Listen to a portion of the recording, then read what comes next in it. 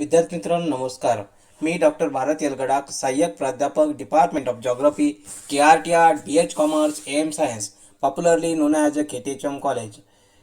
विद्यार्थी मित्रांनो, सर्वप्रथम आजच्या तासिकेमध्ये मी तुमचे सहर्ष स्वागत करीत आहेत. आपण GG 220A geography of Maharashtra म्हणजेच महाराष्ट्राचा हा जो जॉग्राफी ऑफ महाराष्ट्र म्हणजेच महाराष्ट्राचा भूगोल हा जो स्पेशल पेपर 1 यामधील चॅप्टर नंबर 3 त्यामध्ये महाराष्ट्राचे हवामान किंवा क्लायमेट याविषयी बऱ्याच तासिकेपासून चर्चा केलं जाणार. विद्यार्थी मित्रांनो, आपण त्यामध्ये असणारा फ्लड एरिया, प्रॉब्लेम आणि मॅनेजमेंट या टॉपिक विषयी चर्चा करत आलोय. त्यामध्ये मागील तासिकेला आपण असं बघितलं की पूरग्रस्त प्रदेश म्हणजे काय, म्हणजे अतिवृष्टीमुळे नदी नाल्यांना पाणी वाहून आसपासच्या परिसरात पसरण्याची परिस्थिती म्हणजे नद्यांना पूर, थोडक्यात असं आपण मागील तासिकेला बघितलं. त्याचबरोबर पूर ही संज्ञा नदीच्या पाण्याच्या पातळीत होणारी वाढ किंवा बाजूचा प्रदेश जलमय होणे या अर्थाने वापरली जाते. आता जॅकी स्मिथ नावाच्या शास्त्रज्ञाने कोणती व्याख्या केली होती त्याचाही आपण थोडासा विचार या ठिकाणी केला आहे. म्हणजेच नद्यांचे पाणी जास्त पाणी पुरवठ्यामुळे दोन्ही काठ ओलांडून, म्हणजे नद्यांचे पाणी जास्त पाणी पुरवठ्यामुळे म्हणजे नदीच्या पात्रामध्ये जास्त पाणी आल्यामुळे ते आजूबाजूच्या दोन्ही प्रदेशांना म्हणजे आजूबाजूच्या दोन्ही काठांना, उजवा असेल किंवा डावा असेल, या दोन्ही काठांना आजूबाजू प्रदेशात पसरलं. आपण याला म्हणायचं नद्यांना पूर आला असं आपण या ठिकाणी म्हणतो. म्हणजे या ठिकाणी असाही आपण विचार केला की कुठल्या कुठल्या पूरस्थिती असणारे जिल्हे कोणकोणते आणि पूरस्थिती असणारे तालुके कोणकोणते याचा आपण विचार केला. त्याचबरोबर भीमा असेल, गोदावरी असेल, कृष्णा असेल यासारख्या प्रमुख नद्या व त्यांच्या उपनद्यांना पावसाळ्यात पूर येतो. आणि ह्या काळात काही पश्चिमायन नद्या देखील कोकणामध्ये मोठ्या प्रमाणावर वाहत असतात. त्याचा देखील पूरस्थितीचा आपण या ठिकाणी मागील तासिकेला अभ्यास केला आहे की फ्लड प्रोन एरिया, प्रॉब्लेम आणि मॅनेजमेंट म्हणजे या बघत असताना की फ्लडची व्याख्या नेमकी काय आहे, फ्लड म्हणजे नेमकं काय किंवा पूर म्हणजे काय याविषयी आपण मागील तासिकेला बघितले आहेत. विद्यार्थी मित्रांनो, आज आपण बघणार आहोत की पूरस्थिती असेल किंवा महाराष्ट्राच्या हवामानात बघत असताना पूर ही समस्या किती महत्वाची आहे याही आपल्याला बघायचं आहे की असणाऱ्या नद्यांचे पाणी जास्त पाणी पुरवठ्यामुळे दोन्ही आजूबाजूच्या प्रदेशात पसरणे आपण याला म्हटलो की याला आपण पूर म्हटलो. मागील वर्षी आपण बघितलं, मागील वर्षीच्या जून महिन्यामध्ये आपण समाधानक पाऊस न झाल्यामुळे राज्यातील बहुतेक भागामध्ये दुष्काळ निर्माण झाला होता. आता ह्याच गोष्टी आपण अभ्यासत असताना ह्याच वरची असणारी परिस्थिती ही वेगळी आहे. म्हणजे प्रत्येक गोष्टी असणारी परिस्थिती, प्रत्येक वेगळी असणारी परिस्थिती ही आपल्याला नक्कीच वेगळी असू शकते असं आपल्याला या ठिकाणी म्हणावं लागेल. म्हणजेच अशा वेगवेगळ्या गोष्टींना पूर येत नाही असं म्हणावं लागेल की मुंबईसारख्या महानगरामध्ये विक्रमी पर्जन्यानंतर पावसाच्या पाण्याची साचून राहण्याशिवाय गत्यंतरच नाही अशी परिस्थिती आहे. आता समुद्राच्या दिशेने पाण्याचा नैसर्गिक निचरा होऊ शकणार नाही असे मानवनिर्मित अडथळे आहेत. या शहरामध्ये समुद्राच्या भरतीचे आत येणारे पाणी ओहोटीच्या वेळी पूर्वस्थितीला सहजपणे जाऊ शकत नाही, ही या महानगराची व्यवस्था आहे. म्हणजे आता थोडक्यात उदाहरणार्थ आपण असाही विचार केला की नदी पात्रामध्ये अनेक ठिकाणी बांधलेल्या बंधाऱ्यांची वर्षभर होत असलेली जैविक हानी म्हणजे बायोलॉजिकल डिग्रेडेशन हा एक महत्वाचा घटक या ठिकाणी आपल्याला नमूद करावा लागेल. म्हणजेच पूरपरिस्थितीला हा कारणीभूत ठरत असतो. आता उंदीर असेल किंवा तत्सम प्राण्यामुळे बंधाऱ्यांना इतक्या भेगा पडतात की त्यातून नदीने वाहून आणलेले पाणी सहज शिरकाव करून म्हणजे जास्तीत झालेलं पाणी बंधारा कमकुवत करण्यामध्ये कारणीभूत ठरत असतात. आता किनारपट्टीजवळ खेकडे असतील किंवा सागरी जीव असतील ते जीव बंदराची हानी करतात आणि त्यामुळेही त्या ठिकाणी पूर येण्याची शक्यता असते असं आपल्याला म्हणावं लागेल. आता याही गोष्टी अभ्यासत असताना आपल्याला अशा काही गोष्टी म्हणाव्या लागतील, काही असं आकस्मिक असतील, पुरानंतर नदी पात्रात असतील व आजूबाजूच्या प्रदेशात असतील, बऱ्याच पर्यावरणीय बदल होत असतात. आता पर्यावरणीय बदल होत असताना नदीपात्रामध्ये येणारे गाळाचे बेटे तयार होत असेल, किनारे ढासळून नदीपात्र रुंदावत असतील, नदी किनारे असलेल्या वनस्पतींची हानी होत असेल, किनारी प्रदेशात नदी मार्गाची दोन्ही बाजूस असलेल्या वाळूचे शेत जमिनी संचयन होऊन नापीक बनत असतील, अशा गोष्टी या ठिकाणी होत असतील. म्हणजेच या ठिकाणी असणारी परिस्थिती कशी बघता येईल, म्हणजे याचा सर्वात महत्वाची गोष्ट असेल की ह्या पूर परिस्थिती का उद्भवली किंवा या ठिकाणी कोणकोणत्या गोष्टीमुळे पूर परिस्थिती येते, म्हणजे नेमकी पुराची काय कारण आहे याचा आपल्याला अभ्यास या ठिकाणी आजच्या तासिकेला करणार आहोत. विद्यार्थी मित्रांनो, आपल्याला माहिती आहे की पूर म्हणजे काय किंवा पूर म्हणजे काय, नदीच्या पात्राच्या क्षमतेपेक्षा जास्त पाणी वाहू लागले असता आपण त्याला काय म्हणतो, पूर असं म्हणतो. म्हणजे नदीचं जेवढं पात्राची क्षमता आहे त्या क्षमतेपेक्षा जास्त पाणी ज्यावेळेस वाहू लागतं किंवा त्या पाणी आजूबाजूच्या प्रदेशामध्ये पसरतं त्याला आपण पूर असं म्हणतो, किंवा पुराची व्याख्या आपण या ठिकाणी केली आहे. म्हणजे आता ही पूर कशा कोणत्या गोष्टीमुळे येऊ शकतो, तर आता नैसर्गिक भरपूर मोठ्या प्रमाणावर पाऊस झाला. आता मोठ्या प्रमाणावर पाऊस झाल्यामुळेही पूर येऊ शकतो, किंवा हिमालयामध्ये उगम पावणाऱ्या नद्या असेल, हिमालयामध्ये असणारे हिम असेल, किंवा बर्फ वितळल्यामुळेही त्या ठिकाणी त्या नद्यांना, हिमालय पावणाऱ्या किंवा ज्या ठिकाणी ध्रुवीय प्रदेश, ज्या ठिकाणी हिमालय पर्वतात उगम पावणाऱ्या नद्या असतील त्यांना मोठ्या प्रमाणात बर्फ वितळल्यामुळे त्या ठिकाणी पूर येण्याची शक्यता असते. त्यानंतर समुद्रकिनाऱ्यावर वादळाची धडक असेल, तर समुद्रकिनाऱ्यावर मोठ्या प्रमाणात वादळाची धडक होणार असेल तर त्या ठिकाणीही आपल्याला या ठिकाणी पूर आला अशी परिस्थिती निर्माण होते. किंवा मनुष्य निर्मित धरणे, म्हणजे ज्या मनुष्याने मानवाने निर्माण केली धरणे असेल, ते धरणे जर फुटलं कधी, तर फुटल्यानंतरही त्या ठिकाणी पूर येण्याची शक्यता असं आपल्याला म्हणता येईल. आणि आणि सर्वात महत्त्वाचं जी गोष्ट आहे की जे मानवनिर्मित असणारं जे महत्त्वाचं कारण आहे किंवा मानव ज्या गोष्टीला कारणीभूत आहे ती महत्त्वाचं म्हणजे जंगलतोड, की ज्यामुळे पाणी जमिनीत मुरत नाही, आणि पाणी जमिनीत मुरत नसल्यामुळे त्या ठिकाणी मोठ्या प्रमाणावर पूर येण्याची शक्यता असं आपल्याला या ठिकाणी नाकारता येत नाही, असं आपल्याला या ठिकाणी नमूद करावं लागेल.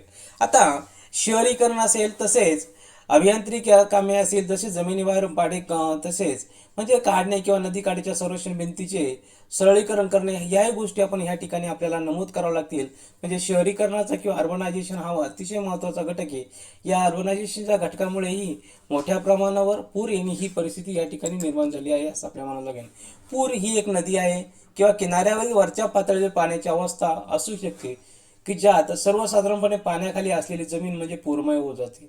म्हणजे वरच्या पातळीवर पाण्याची अवस्था कशी असू, ज्यात सर्वसाधारणपणे पाण्याखाली असलेली जमीन पूरमय होऊन जाते असं आपल्याला या ठिकाणी म्हणावं लागेल. की पूर ही नदी किनाऱ्यावरील म्हणजे आजूबाजूच्या प्रदेशामध्ये मोठ्या प्रमाणात पाण्याची सोडत असल्यामुळे या ठिकाणी जी परिस्थिती निर्माण होते तिला आपण पूर असं म्हणतो. हे आपण अभ्यासलंय की पूर नेमकं काय, किंवा असणाऱ्या प्रदेशामध्ये पूरमय होणे किंवा असणारे पाणी आजूबाजूच्या प्रदेशात जमीन गेल्यामुळे त्या ठिकाणी ती जमीन ही पूरमय होत असते असं आपल्याला या ठिकाणी म्हणावं लागेल. म्हणजे ह्या गोष्टी म्हणत असताना आपण की पावसाळ्यामध्ये जर आपण गेलो तर पावसाळ्यामध्ये जेव्हा एखाद्या नदीच्या गाळाचे संचयन वहन करून पाण्याचा निचरा करणे आवश्यक असते, तेव्हाच पात्रातील प्रचंड गाळातील व तिच्या कमी असलेल्या वहन क्षमतेमुळे पात्र ओलांडून नदीच्या दोन्ही तीरावर पसरण्याची जी वृत्ती असते की ती वाढते, त्याला आपण काय म्हणतो, पूर येतात असं म्हणतो. म्हणजे एकाकी अतिवृष्टी झाली आणि वाढलेल्या पाण्याला नदीचे पात्र जराही समाविष्ट करू शकत नाही. म्हणजे जेवढं पाणी वाढलंय पाऊस पडल्यामुळे त्या नदीच्या पात्रामध्ये ते राहू शकत नाही, म्हणून ते काय होणार आहे, ते आजूबाजूच्या प्रदेशात पसरणार आहे. म्हणजेच या ठिकाणी पूर एका वाढलेले पाणी वाढत्या वाढत्या वेगाने नदी पात्रात वाहू लागते. पात्रातील बंधारे असतील, धरणे असतील, यांना प्रचंड वेगाने वाहणारे पाणी जे असतं ते मोठ्या प्रमाणावर त्या ठिकाणी असणारे भेगा पडू शकतो किंवा भगदाड निर्माण करू शकतो. आणि सर्वात महत्त्वाची गोष्ट आहे की नदी पात्राचा उतार कमी झाल्यानंतर किंवा थोडाफार उंचीवरून पाणी दोन्ही तीर सहजपणे ओलांडून आजूबाजूच्या प्रदेशात पसरतं. याला आपण साधारणपणे असं म्हटलं की याला आपण पूर येणं किंवा या ठिकाणी आजूबाजूच्या पाण्याखाली जाणारी जमीन पूरमय होते असं आपल्याला या ठिकाणी म्हणावं लागेल. म्हणजेच असा आपण विचार केला की नदी खोऱ्यातील असेल किंवा नदी पात्रात असेल, मानवनिर्मित बांधकामामुळे किंवा संरचनामुळे पाण्याचे नैसर्गिक निचरा होऊ शकत नाही. म्हणजे शहरातून किंवा शहराजवळच्या वाढणाऱ्या भागातून असेल किंवा नागरिकांमुळे असेल किंवा नदीपात्रात येऊन असंख्य प्रकारच्या पदार्थामुळे गाळ वाहून नेण्याच्या नदीच्या नैसर्गिक प्रक्रियेत अडथळे येत असेल. याचबरोबर पाण्याबरोबर वाहत येणारी झाडे झुडपे असतील, वेली असतील, यानंतर अडकलेले अन्य प्लास्टिक सदृश्य पदार्थ असतील, यामुळे नदी प्रवाहाला तात्पुरते अडथळे तयार होतात आणि परिणामी नदीतून वाहून वाहणारे पाणी सर्वत्र मार्ग काढीत पूर परिस्थिती निर्माण करतं असं आपल्या या ठिकाणी म्हणावं लागेल. म्हणजे पूर परिस्थिती मानवनिर्मित हे आपल्याला सर्वांना सर्वश्रुत आहे असं आपल्या या ठिकाणी आपण म्हणूया. म्हणजे पूर ही जशी नदी खोऱ्यांच्या जलचक्राचा महत्वाचा घटक आहे, किंवा पूर असेल, दुष्काळ असेल, ही जलचक्राची दोन विरुद्ध टोकं आहे असं आपल्याला या ठिकाणी म्हणावं लागेल. म्हणजे पाऊस न आल्यास दुष्काळ पडतो, तर अति पाऊस झाला तर पूर येतो. ह्या दोन गोष्टी, म्हणजे पाऊस नाही आला तर दुष्काळ पडला आणि अति पाऊस झाला तर पूर येतो. म्हणजे दोन गोष्टी हे एकमेकाशी कशा विरोधार्थी. म्हणजे पाऊस हा किती महत्वाचा गोष्ट आहे. जास्ती पाऊस आला तर पूर आणि कमी पाऊस आला तर दुष्काळ. अशा गोष्टी आपल्या या ठिकाणी नमूद करावं लागेल.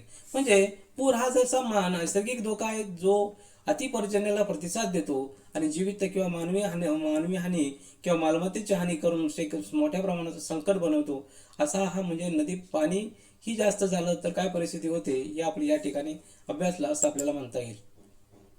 त्यानंतर आता पुढे जाणार आहोत आपण की पुराची कोणकोणती कारणं आहे, की कोणकोणत्या गोष्टींमुळे पूर निर्माण होतो किंवा कोणकोणत्या गोष्टीमुळे पूर येतो हे आपल्याला अभ्यासावं लागेल. म्हणजे पुराची कोणकोणती कारणे असू शकतात. आता पूर येण्यामध्ये काही जबाबदार असणारे काही घटक आहे. नेमकं पूर येण्यास कोणकोणते घटक जबाबदार आहे हे आपल्याला पहिल्यांदा अभ्यासावं लागेल. आता पहिल्यांदा बघूया हवामानीय घटक. आता कोणकोणते हवामानीय घटक आहे म्हणजे क्लायमॅटिक फॅक्टर कोणकोणते ते आपल्याला बघावे लागतात. त्यानंतर प्राकृतिक घटक असणार म्हणजे फिजिकल फॅक्टर कोणकोणते ते फिजिकल फॅक्टर्स आहे कसा पुराच्या याच्यावरती परिणाम होतो ते आपण अभ्यासूया. म्हणजे हवामान घटक असेल किंवा प्राकृतिक घटक असेल याचा पूर येण्यास किंवा कोण कसे कारणीभूत ठरतात हे आपल्याला बघायचं आहे. त्यानंतर पुढे जाऊया आपण ते मानवी घटक. हे सर्वात महत्त्वाचा घटक की या प्रत्येक घटकाने थोडाफार मोठ्या प्रमाणात हातभार लावल्यामुळे त्या असणाऱ्या प्रदेशामध्ये त्या असणाऱ्या भागामध्ये पूर येण्यामुळे कारणीभूत ठरत असतं असं आपल्या या ठिकाणी नमूद करावं लागेल. म्हणजेच या गोष्टी आपण अभ्यासत असताना की पुराची कारणे कोणती तर पूर येण्यास जबाबदार असणारे पहिल्यांदा घटक अभ्यासले पाहिजे. मग त्यावरून आपल्याला कळेल की हवामानीय घटक अभ्यासत असताना कोणकोणत्या हे हवामानीय कारणे आहे किंवा हवामानीय घटक येते त्यामुळे त्या असणाऱ्या प्रदेशामध्ये पूर येत असतात हे आपल्याला या ठिकाणी नमूद करावं लागेल. त्याचबरोबर प्राकृतिक घटक असेल त्या प्राकृतिक घटकाची कोणकोणती, त्यानंतर मानवी घटक असतील तर मानवी घटक मानवाच्या हस्तक्षेपामुळे किंवा मानवी कृत्यामुळे कोणकोणत्या गोष्टीला बाधा पोहोचलेल्या आहे त्यामुळे पूर येतो हे आपल्याला या ठिकाणी नमूद करावं लागेल असं आपल्याला मला वाटतं. आता आपण बघूया कोणकोणत्या घटकांचा अभ्यास करत असताना पहिल्यांदा जाऊया आपण ती हवामानीय घटक. आता हवामानीय घटकामध्ये जर आपण गेलो तर सर्वात महत्त्वाचं म्हणजे जोरदार पाऊस. हा सर्वात महत्त्वाचा एक घटक आहे ज्या ठिकाणी मोठ्या प्रमाणावर म्हणजे हेवी रेनफॉल होतो आणि अशा प्रदेशामध्ये नक्कीच पूर येतो असं आपल्याला या ठिकाणी म्हणावं लागेल. किंवा उष्णकटिबंधीय आवर्तनामुळे ज्या ठिकाणी अतिशय मोठ्या प्रमाणावर आवर्त किंवा सायक्लोन तयार होतात किंवा सायक्लोन निर्माण होतात उष्णकटिबंधीय भागामध्ये त्या ठिकाणी हिमवर्षा असेल किंवा ढगफुटीसारखे असेल की या गोष्टींमुळे अति प्रचंड मोठ्या प्रमाणात पाऊस त्या प्रदेशामध्ये पडू शकतो आणि या प्रदेशामध्ये मोठ्या प्रमाणात पाऊस पडला तर नक्कीच त्या ठिकाणी पूर येणं किंवा पूरजन्य परिस्थिती निर्माण होऊ शकते असं आपल्याला या ठिकाणी म्हणावं लागेल. म्हणजेच या गोष्टी अभ्यासत असताना हिमवर्षाव असेल ढगफुटी असेल यासारखे त्यामध्ये समाविष्ट होत असतात. आता महाराष्ट्र असेल किंवा महाराष्ट्राचे बरेचसे पूर हे अति पावसामुळे विशेषतः नैसर्गिक मान्सून ऋतूमुळेच आले आहे असं आपल्याला या ठिकाणी माहिती आहे.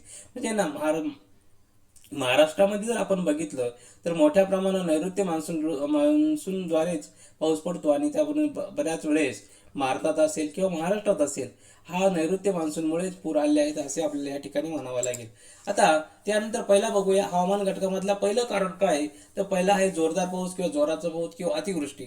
असं आपण म्हणत असताना किंवा आपण असा याचा विचार करत असताना की जोराचा पावसामुळे कोण पूर काय येतो. आता जर जास्तीत जास्त मोठ्या प्रमाणावर पर्जन्याची वृष्टी झाली म्हणजे अति मोठ्या प्रमाणावर जास्तीत जास्त पाऊस पडला तर नक्कीच नदीच्या पाण्याची पातळी अचानक वाढते आणि नदीकाठच्या आजूबाजूच्या प्रदेशामध्ये ते पाणी पसरतं आणि आजूबाजूच्या प्रदेशात पाणी पसरल्यामुळे नक्कीच पूरजन्य परिस्थिती किंवा अति जास्त पर्जन्यवृष्टी झाल्यामुळे त्या ठिकाणी निर्माण होते याच आपल्या या ठिकाणी नमूद करावं लागेल. म्हणजे नदीचं जे पाणलोट क्षेत्र विकास आहे किंवा तिचं वॉटरशेड आहे त्या वॉटरशेडमध्ये असणारी तिची क्षमता त्या क्षमतेपेक्षा जास्तीत जास्त पाऊस त्या प्रदेशात झाला तर त्या ठिकाणी नक्कीच त्या ठिकाणी नदीची पाण्याची पातळी वाढते आणि पर्यायाने ते पाणी नदीकाठच्या आजूबाजूच्या प्रदेशात पसरतं आणि पसरल्यामुळे नक्कीच त्या ठिकाणी पूरजन्य परिस्थिती निर्माण होते. मागील वर्षी आपण बघितलं असेल की त्या ठिकाणी कोल्हापूर असेल त्या भागामध्ये असणाऱ्या ज्या नद्या होत्या त्या ठिकाणी मोठ्या प्रमाणात जोरदार पाऊस झाला त्या ठिकाणी जी नदीकाठच्या भागामध्ये जी परिस्थिती निर्माण झाली तिलाच ह्या जोरदार पाऊस हे आपलं कारण या ठिकाणी म्हणावं लागेल. उदाहरणार्थ आपण बघितलं तर महाराष्ट्रामध्ये आपण बघितलं असेल कृष्णा असेल भीमा असेल गोदावरी असेल व तिच्या उपनद्या असेल ह्या किंवा कोकणातील बहुसंख्य नद्यांना अतिवृष्टीमुळे पूर येतात असं आपल्या या ठिकाणी म्हणावं लागेल. म्हणजे मोठ्या प्रमाणात पूर येत असल्यामुळे किंवा ज्या ठिकाणी अतिवृष्टी होत असल्यामुळे त्या ठिकाणी किंवा त्याचबरोबर असंही आपल्याला म्हणावं लागेल की ढगफुटीमुळे अतिप्रचंड प्रमाणात त्या ठिकाणी वृष्टी होते किंवा पाऊस पडतो आणि पाऊस पडल्यामुळे त्या ठिकाणी नक्कीच पूर येतो असं आपण म्हणूया. म्हणजे जोरदार पाऊस हा किती महत्त्वाचा आहे हा हवामानीय घटक आपण या ठिकाणी बघितलं. आता पुढे म्हणजेच मोठ्या प्रमाणात नद्यांना पूर येतात. आता पुढे जाऊया आपण पुढचा पॉईंट बघायचा आहे की उष्ण कटिबंधीय आवर्त वावटळे किंवा वादळे किंवा काय म्हणायचं त्याला असं आपण या ठिकाणी म्हणूया की जर आपण चक्रपात असेल, टायफून असेल, हरिकेन्स असेल, अशा उष्णकटिबंधीय आवर्तामुळे वादळाची निर्मिती होऊन अतिवृष्टी होण्यामध्ये कारणीभूत ठरत असतो असं आपल्याला माहिती आहे. आता बघितलं असं ना की महाराष्ट्रामध्ये आता निसर्ग वादळ येऊन गेलं, अशा वेगवेगळ्या प्रकारची ही वादळं असेल, ती वादळं निर्माण झाली असेल, तर वादळं निर्माण झाल्यामुळे त्या ठिकाणी असणारी परिस्थिती ही नक्कीच वेगळी असते असं आपल्याला या ठिकाणी नमूद करावं लागेल असं आपल्याला वाटतंय. म्हणजेच ह्या वादळांमुळे कोणकोणत्या गोष्टी त्या ठिकाणी होऊ शकतात किंवा अतिवृष्टी होते असं आपल्या या ठिकाणी म्हणतो. म्हणजे महाराष्ट्र असेल, हा महाराष्ट्र असा पश्चिम किनारी प्रदेशात असल्यामुळे त्या ठिकाणी आवर्त वादळाची निर्मिती होऊन किंवा त्या ठिकाणी आजूबाजूच्या प्रदेशाला नक्कीच त्या प्रदेशाला तडाखा बसतो असं आपल्याला म्हणावं लागेल. उदाहरणार्थ जर 2009 मध्ये बसेल पश्चिम किनारी निर्माण झालेलं पियानो वादळ असेल किंवा आताच रिसेंट जर आपण बघितलं तर त्या ठिकाणी निर्माण झालेलं निसर्ग वादळ असेल किंवा वेगवेगळ्या प्रकारची वादळं त्या ठिकाणी निर्माण होतात असं आपल्याला म्हणावं लागेल. आता त्यानंतर पुढे जाऊया आपण. पुढे आहे प्राकृतिक घटक. आता प्राकृतिक घटकाचा अभ्यासत असताना यामध्ये सर्वात महत्त्वाची गोष्ट आहे की नदीचे मोठे पाणलोट क्षेत्र विकास असेल, सौम्य उतार कसा आहे, त्याची नदीपात्राची धाव म्हणजे नदीपात्राचा कुठल्या प्रकारची त्याचा वेग कसा आहे, त्यानंतर अतिशय कमी जलवहन क्षमता असेल त्या ठिकाणी, त्यानंतर त्या ठिकाणी असणारे मैदाने असतील किंवा समुद्र तटीय मैदाने असतील, या सर्वांचा त्या ठिकाणी पूर येतात असं आपल्याला म्हणजे या सर्व गोष्टींमुळे किंवा या असणाऱ्या घटकांमुळे म्हणजे या प्राकृतिक घटकामुळे नदीला पूर येतात असं आपल्याला या ठिकाणी नमूद करावं लागेल. आता पहिलं कारण बघूया आपण की नद्यांची उथळ पात्रे. आता बऱ्याच प्रमाणात मोठ्या प्रमाणात खनन कार्य करत असल्यामुळे नद्यांची पातळी उथळ झाली आहे. म्हणजे मोठ्या प्रमाणावर अजून पहिल्या अवस्थेमध्ये नद्यांनी मोठ्या प्रमाणात खनन कार्य केलं आणि खनन कार्यामुळे तिच्या पात्रामध्ये येऊन पडलेला गाळा असेल किंवा दगडगोटे असेल, यामुळे या नद्यांची पात्रे ही उथळ झाली आहेत. आता या पात्रे उथळ झाल्यामुळे अशा भागामध्ये खनन कार्य प्रभावी राहत नाही आणि पात्र उथळ राहते. अशा नदी पात्रामध्ये पाण्याचा ओघ थोडा जरी वाढला तर नदीचे पाणी पात्र मावत नाही आणि पर्यायाने त्या ठिकाणी ती आजूबाजूच्या प्रदेशात पसरते असं आपल्याला म्हणावं लागेल. म्हणजे ही पात्र उथळ असल्यामुळे या ठिकाणी जेवढं पाहिजे तेवढ्या प्रमाणात नदीचे खनन कार्य करत नाही असं आपल्याला या ठिकाणी नमूद करता येईल. त्याचबरोबर नदी पात्राचा ओघ थोडा जरी वाढवला तर नदीच्या पात्रात पाणी मावत नाही आणि ते आजूबाजूच्या पसरून पूर येतात असं आपल्याला म्हणावं लागेल. त्यानंतर मैदानी प्रदेशात आपण जर विचार केला की सौम्य उतार असेल किंवा नदीपात्राची असणारी जो या असेल तर त्या ठिकाणी नदीपात्राचा वहनाचा क्षमता असेल, अतिशय कमी जलवहन, ह्यामुळे या ठिकाणी पूर परिस्थिती निर्माण होणे ही अतिशय परिस्थिती असं आपल्याला म्हणावं लागेल. म्हणजे निर्माण होते असं आपल्याला या ठिकाणी कमी जलवहन क्षमता असेल तर त्या ठिकाणी सुद्धा पूर परिस्थिती निर्माण होते हे आपण या ठिकाणी म्हणूया. आता पुढचा जो घटक आहे प्राकृतिक घटकाचा भरतीच्या लाटा. आता समुद्र किनारपट्टीलगत असणाऱ्या नद्या जिथे समुद्राला येऊन मिळतात आणि तेथेच भरतीचा प्रभाव होऊन जर जास्त असेल तर त्या ठिकाणी नदीच्या पाणी मुखालगत जाऊन मार्ग फुगतो व आजूबाजूच्या प्रदेशात ते पाणी पसरते आणि शेवटी पूरजन्य परिस्थिती त्या ठिकाणी निर्माण होते असं आपल्याला या ठिकाणी म्हणावं लागेल. म्हणजे नद्यांची उथळ पातळी असेल तर त्यामुळे कसा पूर निर्माण होतो आणि किंवा भरतीच्या लाटा असेल तर भरतीच्या लाटांमुळे कसा पूर निर्माण होतो असं या ठिकाणी आपण बघितलं आहे. आता पुढे जाऊया आपण की सर्वात महत्त्वाची गोष्ट की मानवी घटक आहे. आता हे मानवी घटक कसे कारणीभूत आहे, कोणकोणते मानवी घटक आहे त्यामध्ये पहिल्यांदा बघूया आपण की मानवी घटकामध्ये असेल जंगलतोड असेल, धरणफुटी असेल किंवा जमिनीची धूप असेल किंवा अनियंत्रित मानवी हस्तक्षेप असेल, असे वेगवेगळे जे घटक आहे या घटकांवरतीच नक्कीच मानवी घटक कारणीभूत ठरतो असं आपल्याला म्हणावं लागेल. आता शेती कसण्यासाठी कुरणे असेल, जंगले असेल यांच्यावर मोठ्या प्रमाणात आक्रमण केलं असेल तर त्याचाही परिणाम होतो. त्यानंतर जंगलतोड असेल किंवा शेती कसण्याची कुरणे असेल यांच्यावर अतिक्रमण केलं, स्थलांतरित होणारी शेती हाही एक महत्त्वाचा फॅक्टर आहे की ज्यामुळे त्या ठिकाणी पूर येऊ शकतो किंवा पिकाचे अशास्त्रीय आवर्तन जर केलं तर त्याचाही परिणाम त्या ठिकाणी होतो आणि त्याचा परिणाम झाल्यामुळे तर त्या ठिकाणी नक्की पूरजन्य परिस्थिती निर्माण होऊ शकते. किंवा धरणे असेल किंवा संरक्षण भिंती असेल जर ते फुटल्यामुळे हे मानवी कृत्यामुळे तर त्या ठिकाणी असणारी नक्कीच त्या असणाऱ्या जीवितहानी का वित्तहानी होऊ शकते. म्हणजेच हे एक मानवी घटक आपल्याला या ठिकाणी नमूद करावं लागेल. किंवा शहरीकरणाच्या बाबतीत असेल, शहरीकरण जर आपण असेल तर नदीचं पात्र जे आहे तर नदीच्या पात्रामध्ये असणारे वेगवेगळे लेवल असतील म्हणजे ब्ल्यू लेवल असेल, येलो लेवल असेल किंवा रेड लेवल असेल. या प्रत्येक लेवलमध्ये जर मानवाने जर रेड लेवलमध्ये असेल किंवा जर गरम नेऊन बांधली तर त्या ठिकाणी येणारं पाणी असेल किंवा त्या नदीचं पात्र असेल तर त्या ठिकाणी नक्कीच अडथळा निर्माण होतो. पर्यायाने ते पाणी आजूबाजूच्या प्रदेशात परत आणि पूरजन्य परिस्थिती निर्माण होते असं आपल्याला या ठिकाणी म्हणावं लागेल. मिठी नदीच्या पात्रामध्ये असलेली बांधलेली घरे असेल, आश्रयस्थाने असेल, याचाही आपल्याला या ठिकाणी नमूद करता येईल. आणि आपण बघितलं आहे की या ठिकाणी निर्माण झाल्यामुळे या कोणकोणत्या भागामध्ये ही परिस्थिती निर्माण झाली होती आपल्याला म्हणता येईल. आता मुंबईतील जुलै 2005चा जर आपण पाऊस बघितला आणि त्यावेळेस पुराला जबाबदार कोण असेल, तर मुंबईमध्ये जुलै 2005ला झालेला जो पूर असेल तर जबाबदार कोण असेल, तर त्याला असेल मानव हा जबाबदार आहे, असं आपल्या या ठिकाणी नमूद करता येईल. आता पुढे जाऊया आपण. पुढे गेल्यानंतर पहिलं बघूया धरणफुटी. शेती असेल, वीज असेल, उद्योग असेल, यांना पाणी पुरवठा करण्यासाठी तसेच पूर नियंत्रण करण्यासाठी नद्यावर धरणी बांधली जातात आणि धरणी बांधल्यामुळे, परंतु या धरण क्षेत्रामध्ये अचानक मोठ्या प्रमाणावर पाऊस जर पडला आणि मोठ्या प्रमाणात पाऊस पडल्यामुळे धरणाचे निकृष्ट बांधकाम यामुळे धरणफुटीसारख्या दुर्दैवी घटनाही त्या ठिकाणी आपल्याला अनुभवल्या आहेत. आणि ह्या धरण फुटल्यामुळे अचानक काही वेगवेगळ्या अचानक समस्याही निर्माण होतात, असं आपल्याला या ठिकाणी नमूद करावं लागेल.